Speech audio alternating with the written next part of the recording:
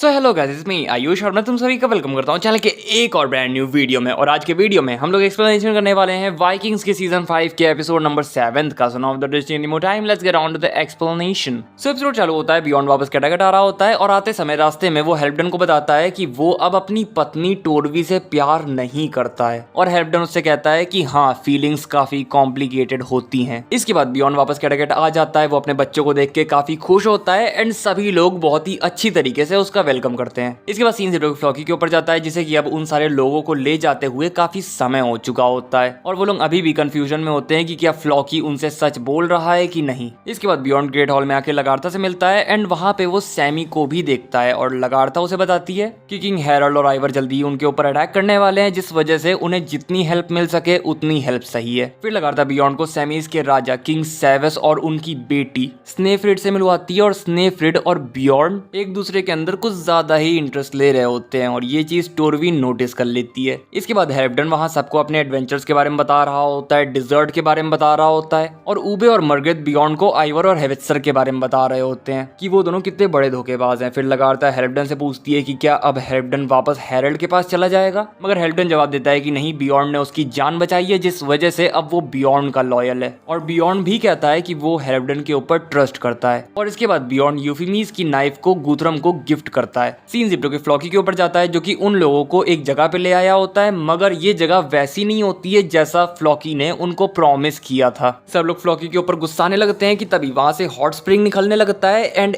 एयूड Floki को defend करते हुए कहती है कि ये जगह अच्छी है जहां पर हम इस हॉट स्प्रिंग की मदद से नहा सकते हैं और खाना वाना बना सकते हैं। जिसके बाद बाकी सारे लोग भी एयूड की बात से एग्री कर जाते हैं और वहां पर कैंप बनाने लगते हैं। सीन जो कि बियॉन्ड के ऊपर जाता है, जो कि स्नेफ्रीड को देख रहा होता है कि तभी उसके पास टोरवी आती है और उसे बोलती है कि वो जानती है कि बियॉन्ड स्नेफ्रीड को ऐसे क्यों देख रहा है और वो जेलस नहीं है, बस वो बियॉन्ड से एक चीज चाहती है और वो ये है कि बियॉन्ड उसके बच्चों का ख्याल रखे। और बियॉन्ड जवाब देता है कि वो उसका और उसके बच्चों का ख्याल हमेशा रखेगा। फिर टोरवी वहां से चली जाती है, जिसके बाद लगार्था बियॉन्ड के पास आके उससे पूछती है कि क्या हुआ और बियॉन्ड उसे बताता है कि उसे स्नेफ्रीड के साथ सेक्स करना है। लगार्था बियॉन्ड से टोरवी के बारे में पूछती है और बियॉन्ड बताता है कि अब वो टोरवी के लिए कोई फीलिंग्स नहीं रखता है। इसके बाद सीन हिटो के ऊबे के ऊपर जाता है, जो कि टोरवी के पास आता है। टोरवी रो रही होती है और ऊबे उसे कंफर्ट करता है, जिसके बाद ऊबे उसे किस भी कर लेता है और ये सब मर्गरेट देख रही होती है। मर्गरेट ऊबे से आके पूछती है कि आखिर उसने ऐसा क्यों किया और ऊबे बताता है कि टोरवी सैड थी, जिस वजह से उसने ऐसा किया। मर्गरेट ऊबे से कहती है कि किसी का मूड सही करने के लिए उन्हें किस नहीं किया जाता है एंड इतना बोलने के बाद मर्गरेट ऊबे को वापस से लगार्था के खिलाफ मैनिपुलेट करने लगती है, भड़काने लगती है और बोलती है कि ऊबे आइवर के अगेंस्ट फाइट ना करे, जिससे कि अगर बियॉन्ड मर जाता है तो ऊबे कैटागेट का राजा बन जाएगा और मर्गरेट क्वीन बन जाएगी और मर्गरेट को यही चाहिए। इसके बाद सीन शिफ्ट होकर बियॉन्ड और लगार्था के ऊपर जाता है, जहां लगार्था बियॉन्ड से कह रही होती है कि ये हमारी फाइनल फाइट हो सकती है और अब उम्र के कारण लगार्था के अंदर वो जोश नहीं रहा जो कि उसकी जवानी में था,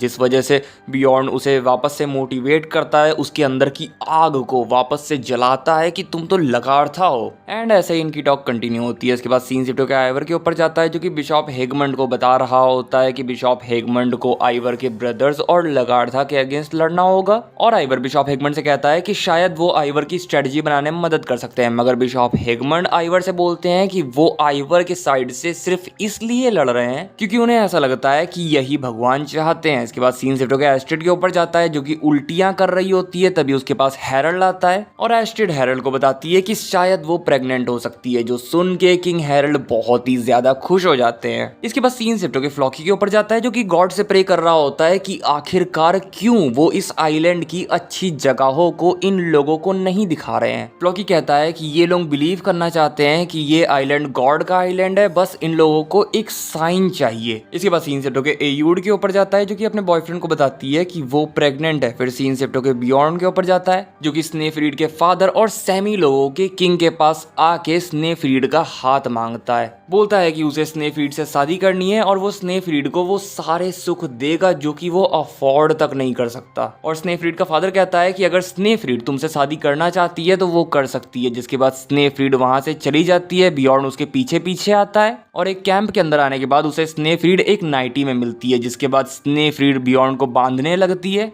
उसे टीज करने लगती है और बोलती है कि उसने जैसे ही बियॉर्न को देखा था उसने अपने फादर से कह दिया था कि वो बियॉर्न से ही शादी करेगी। इसके बाद सीन शिफ्ट होकर फ्लॉकी के ऊपर जाता है जहां वो सारे लोगों से बोलता है कि मैं बहुत खुश हूं ये देख के कि अब तुम लोग यहाँ पे रहना सीख रहे हो और यहाँ पे हम एक ऐसी सोसाइटी बनाएंगे जहाँ कुछ भी बुरी चीज नहीं होगी। यहाँ पे किसी को टैक्स नहीं देना पड़ेगा। इस सोसाइटी के अंदर हर कोई इक्वली कंट्रीब्यूट करेगा और जब कोई बीमार हो जाएगा तब हम सब मिलके उसका ख्याल रखेंगे। फ्लॉकी के ये सब बोलने के बाद वहाँ के सारे लोग फ्लॉकी से पूछते हैं तो फिर हमारे ऊपर राज कौन करेगा, हमारा राजा कौन होगा। फ्लॉकी कहता है कि हम खुद के ऊपर राज करेंगे, मगर वहाँ के सारे लोग बोलते हैं कि नहीं फ्लॉकी, तुम हम लोगों के ऊपर राज करना चाहते हो, तुम किंग बनना चाहते हो। इसी बात सीन सेट होकर एल्फ्रेड के ऊपर जाता है जो कि लिंडास फार्म की चर्च में आ गया होता है। वहाँ पे आने के बाद वहाँ के प्रीस्ट एल्फ्रेड को बाइबल की चीजें दिखाते हुए बता रहे होते हैं कि काफी समय पहले भविष्यवाणी करी गई थी कि नॉर्थ से ईवल आके इंग्लैंड में तबाही मचाएगा और जब ये वाइकिंग्स पहली बार इंग्लैंड आए तब ये पहली बार लिंडास फार्म पे आए। लिंडास फार्म को आके इन लोगों ने डिस्ट्रॉय किया। फिर एल्फ्रेड उनसे एथेल्स्टन के बारे में पूछता है और सरप्राइजिंगली यहाँ पे किसी को एथेल्स्टन का नाम तो नहीं मालूम होता है, मगर सबको ये जरूर मालूम होता है कि एक प्रीस्ट था